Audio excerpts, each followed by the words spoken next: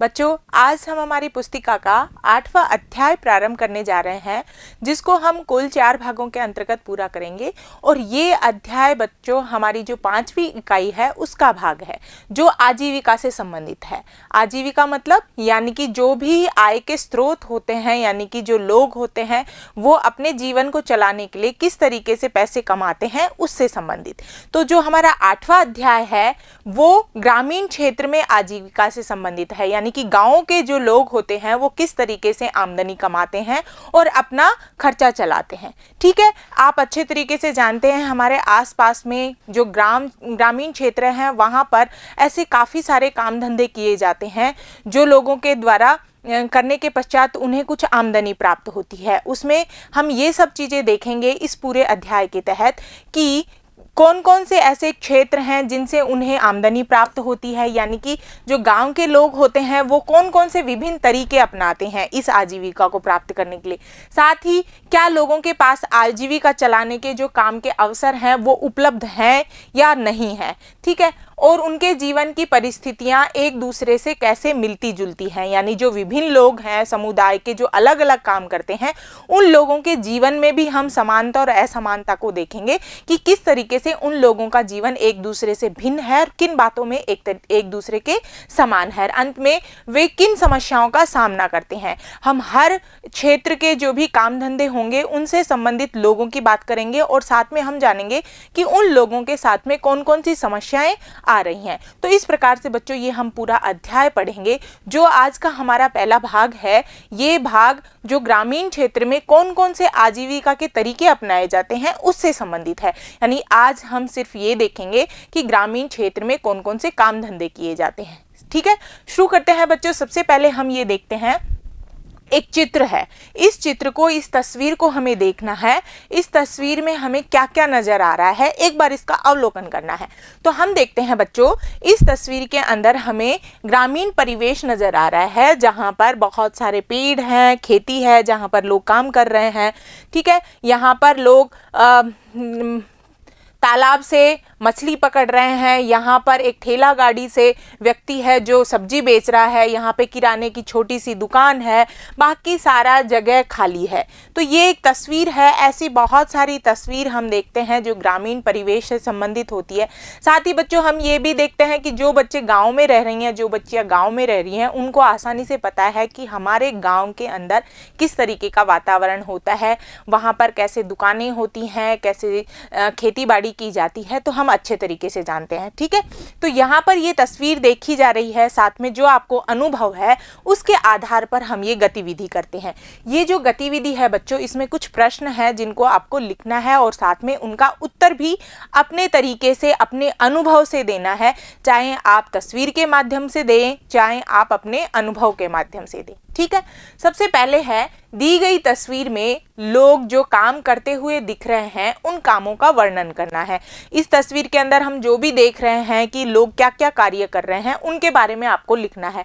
ये आप आसानी से देख सकते हैं। अगर मान लो आपको ये अच्छे तरीके से नहीं दिखाई दे रही है यहाँ पे, तो आपकी किताब के अंदर ये जो हमारा अध्याय है उसके बिल्कुल ऊपर ही दे रखी है, यानी अध्याय के स्टार्टिंग में ही ये तस्वीर लगी हुई है। इसको आपको देखना है और फिर एक एक काम का आपको अपनी नोटबुक के अंदर लिखना है। दूसरा इसमें है, खेती से जुड़े कामों को अलग कीजिए।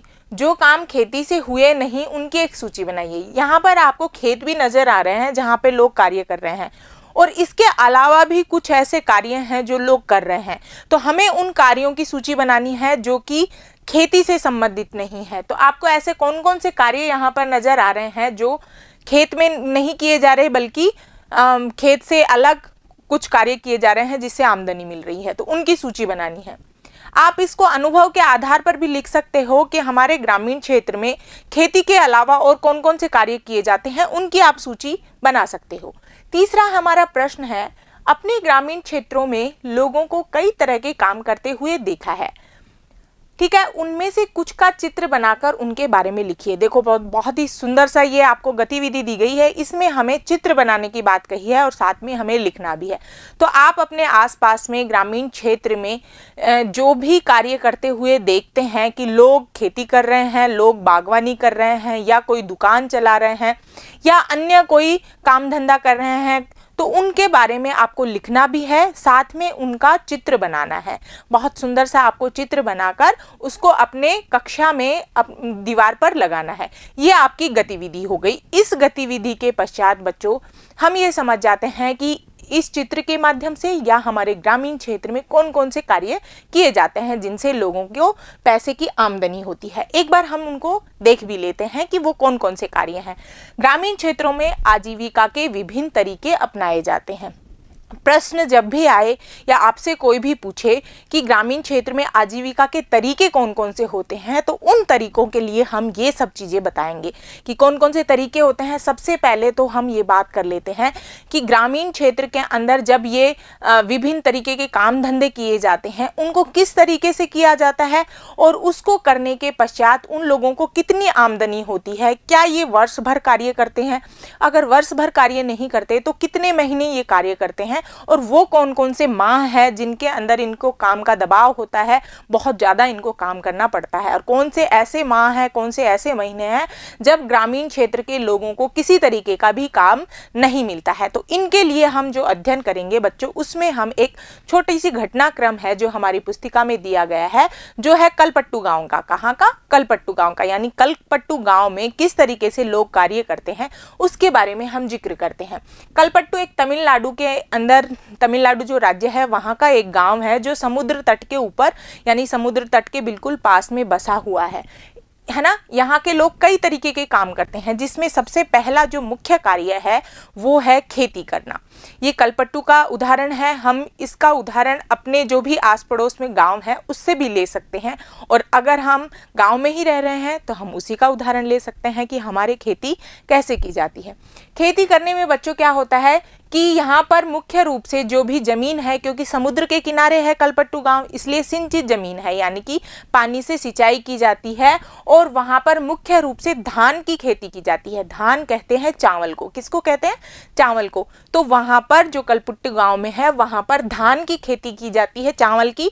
आप यहाँ पर जो चित्र देख रहे हैं बच्चों, उसमें चावल की रुपाई की जाती है, रोपते हैं इसको। पानी का क्षेत्र होता है, वहां पर एक एक चावल के पौधे को रोपा जाता है। तो यहाँ पर जो चित्र है बच्चों, उसमें यही आपको दिखाई दे रहा है कि जो ग्रामीण क्षेत्र है कलपट्टू के लोग वो चावल की रुपाई कर रहे हैं, यानी कि उसको रोप रहे हैं। फिर ये धीरे धीरे फसल बड़ी होगी, फिर इसकी कटाई की जाएगी। तो चावल की खेती करते हैं। उसके अलावा वो लोग कौन कौन से कार्य करते हैं बच्चों खेतों में? वो चावल की खेती के अलावा आम और नारियल के बागान लगाते हैं। क्यों? क्योंकि ये जो क्षेत्र है बच्चों, ये समुद्र के किनारे है, वहाँ पर नारियल बहुत बड़ी मात्रा में उगाए जाते हैं, आम की खेती भी बहुत बड़ी संख्या में की जाती है। तो ऐसे बागान लगाए जाते हैं, और ये भी हमारे खेती के अंतर्गत ही आता है। तो किसके मुख्य रूप से बागान होते हैं? आम के और नारियल के। अगर हम हमारे क्षेत्र के आसपास के गांवों में देखें तो हमारे किस तरीके के बागान लगाए जाते हैं, यानी ऐसे कौन से फल हैं जो हमारे आसपास के गांवों के क्षेत्र में बागान लगे हुए हैं। इसमें अगर हो सकता है आपने देखा हो, आंवले के बागान हो सकते हैं, नींबू के बागान हो सकते हैं, संतरे के हो सकते हैं, या किसी भी चीज के बागान हो सकते हैं जिससे हमारे ग्रामीण क्षेत्र में लोग आमदनी कमाते हैं। तीसरा क्या किया जाता है? यहाँ पे चावल के अलावा कपास, गन्ना और केला भी उगाया जाता है। ये भी यहाँ पर जो कृषि होती है उसके अंतर्गत ये सब चीज़ें उगाई जाती हैं। अब इसको बच्चों हम हमारे क्षेत्र से भी इसकी समानता और असमानता देख सकते हैं। क्या हमारे क्षेत्र में यही फसल उगाई जाती हैं? अगर ये नहीं उगाई जाती हैं तो हमारे क्षेत्र में कौन कौन सी फसलें उगाई जाती हैं उनके बारे में हमें लिखना है, उनकी सूची बनाना है। मान लो आप ऐसी जगह पे रह रहे हैं जहाँ पर ये नारियल नहीं उगाए जाते, जहाँ पर केला नहीं उगाया जाता, तो क्या उगाया जाता है आप उसके बारे में अपनी नोटबुक में लिखेंगे। ठीक है। अब हम ये देखते हैं कि ये लोग खेती के अलावा और क्या कार्य करते हैं, क्योंकि सभी लोगों के पास खेत नहीं होते, सभी लोग कृषि कार्य नहीं करते। तो जिनके पास में खेत नहीं होते, जो भूमिहीन होते हैं, वो फिर अपना खर्चा कैसे चलाते हैं? तो बच्चों इसके लिए वो अलग अलग कार्य करते हैं। अलग अलग क्या कार्य करते हैं? जैसे वस्तुओं का निर्माण करते हैं और फिर उन वस्तुओं को बनाकर बाजार में बेच देते हैं, और फिर उनसे जो आमदनी होती है उससे वो अपना खर्चा चलाते हैं। तो उसमें क्या हो सकती है? जैसे कलपट्टू के लोगों की बात कर रहे हैं, क्योंकि वो तमिलनाडु में है, वहाँ पर जो नारियल के पेड़ होते हैं, तो इसलिए उन नारियल की जो पत्तियां होती हैं उनसे वो टोकरियां बनाने का कार्य करते हैं। ठीक है, तो टोकरी बनाते हैं, साथ में कुछ बर्तन बनाते हैं और घड़े बनाते हैं, ईंट बनाते हैं, बैलगाड़ी बनाते हैं, चटाई बनाते हैं, रस्सी बनाते हैं। ये सभी जो भी सामग्री होती है, वस्तुएं होती हैं जो काम की होती हैं, उन लोगों को ये घर पे बनाते हैं। घर के सभी सदस्य मिलके इस कार्य को करते हैं और फिर ये जो वस्तुएं बन जाती हैं इनको बाजार में बेचते हैं और फिर उससे आमदनी प्राप्त करते हैं। समझ में आया? और क्या करते हैं भाई, अब कुछ लोग तो खेती कर लिए, कुछ लोग सेवाएं जो वस्तुएं बना लें, लेकिन उसके अलावा कुछ लोग सेवाएं प्रदान करने का कार्य करते हैं। सेवाएं किस तरीके की, जैसे हमें कुछ ज़रूरत है, हमें कुछ सुविधा चाहिए समाज में, तो वो प्रदान करने का कार्य करते हैं। इनमें वो सारी नौकरियां आती हैं जो हमें सेवा प्रदान करती है। जैसे बैंक है, बैंक कुछ उत्पादन कर रही है, नहीं कर रही, बैंक कोई वस्तु निर्माण कर रही है, नहीं कर रही, तो बैंक क्या कर रही है, बैंक हमें सुविधा प्रदान कर रही है। किस चीज़ की, हमें पैसे उपलब्ध करवाने की, हमारे जो पैसे हैं उनकी बचत करने की, उनकी सुरक्षा करने की। तो ऐसे जो भी कार्य होते हैं वो सेवा कार्य कहलाते हैं। जैसे अस्पताल हो गया, यानी कि जो स्वास्थ्य विभाग हमारे लिए कार्य कर रहा है वो सेवा का कार्य कर रहा है। शिक्षक लोग होते हैं जो हमारे विद्यालय होते हैं, उसमें जो भी शिक्षक कार्य कर रहे हैं वो हमें पढ़ाने की सेवा दे रहे हैं। बैंक होते हैं वो हमें पैसे की सुरक्षा की सेवा दे रहे हैं। डाकघर हो रहे हैं, डाकघर हमें क्या देते हैं, हमारे जो भी संचार की जो सुविधाएं होती हैं, जो हमारी चिट्ठियां होती हैं वो हम तक पहुंचाते हैं, तो वो भी एक सेवा है। तो ऐसे कार्य भी ग्रामीण क्षेत्र में किए जाते हैं। और उसके तहत कौन कौन से आते हैं भाई, जो दुकानदार होते हैं, दुकानदार एक तरीके से व्यापारी भी कहलाते हैं, साथ में वो हमें सेवा भी प्रदान कर रहे हैं। सेवा किस चीज़ की, कि वो हमारी जो भी सुविधाएं की वस्तुएं हैं वो हमें शहर से लाकर गांव में उपलब्ध करवा रहे हैं। तो दुकानदार में हम देख सकते हैं कि किराने की दुकान होती है जिसमें हमारे घर का जो भी सामान होता है वो मिलता है किराने की दुकान में। साथ में खाद बीज की दुकान होती है। गांव में आप देखते हो, जो कलपट्टू गांव में भी 2 दुकानें खाद बीज की हैं, हमारे गांव में भी खाद बीज की दुकान हो सकती है, सब्जी की दुकान हो सकती है, कपड़े की दुकान हो सकती है, या बच्चों अलग अलग गाँव में अलग अलग तरीके की दुकान हो सकती है। यहाँ पर जो हम चर्चा कर रहे हैं वो कलपट्टू गाँव की कर रहे हैं, तो वहाँ की बात है। अगर हम हमारे क्षेत्र की बात करें तो वहाँ पर किसी और चीज़ की दुकान हो सकती है। हो सकता है जूते चप्पल की दुकान हो सकता है खिलौनों की दुकान हो, या फिर स्टील के बर्तनों की दुकान हो। तो ये अलग अलग दुकानें होती हैं। अब इसमें बच्चों टिफ़िन और चाय की दुकान भी होती है। टिफ़िन के अंतर्गत वहाँ पे लोग जो होते हैं वो सुबह शाम जो भी लोग होते हैं जो घर पे खाना नहीं खा के आते हैं उनको टिफ़िन बना के देते हैं, जिसमें वो पोहा बना देते हैं, इडली बना के दे देते हैं। तो ऐसे ही हमारे भी टिफ़िन और चाय की दुकानें चलती हैं ग्रामीण क्षेत्र के अंतर्गत। ये तो हो गई दुकानों की बात। इसके अलावा कुछ व्यापारी लोग भी होते हैं जो व्यापार से संबंधित कार्य करते हैं, जो हमारी वस्तुओं को गांव के अंतर्गत से ले जाकर शहरों में बेचते हैं और फिर जो भी हमारा पैसा उनको मिलता है उसकी कुछ रकम हमें भी प्रदान करते हैं। जैसे हम देखते हैं कि हमारे खेतों में जब भी कृषि उत्पादन होता है यानी अनाज निकल के आता है तो बहुत सारे व्यापारी आते हैं और वो हमारे अनाज को खरीद लेते हैं और फिर वो शहरों में उसको बेचते हैं। तो हमें ये सुविधा हो जाती है कि हमें अनाज को बेचने के लिए शहर नहीं जाना पड़ता, बल्कि व्यापारी ही हमारे पास आके उस अनाज को खरीद लेते हैं। तो इससे किसानों को बहुत सुविधा हो जाती है। लेकिन इसमें कुछ नुकसान भी होते हैं। वो क्या होते हैं वो हम आगे अध्ययन करेंगे, पढ़ेंगे कि कौन कौन से नुकसान हमें उठाने पड़ते हैं। तो ऐसे व्यापारी भी हमें सेवा प्रदान कर रहे हैं। कुछ ऐसे कार्य होते हैं जो श्रमिक लोग करते हैं, मजदूर लोग करते हैं। मान लो कुछ ऐसे व्यक्ति होते हैं जिनके अंदर कोई हुनर की कमी होती है, यानी उनको कोई किसी भी तरीके का कार्य नहीं आता है, तो फिर वो लोग श्रमिक का या मजदूरी का काम कर लेते हैं। तो उसके अंदर क्या क्या होता है भाई, जैसे कुछ लोग होते हैं वो गांव से शहरों में जाते हैं या ग्रामीण क्षेत्र में ही मकान बनाने का काम करते हैं। ठीक है, मकान के लिए जो भी श्रमिक लगते हैं, मजदूर लगते हैं, वो कार्य करते हैं, उनसे उनका आमदनी होती है।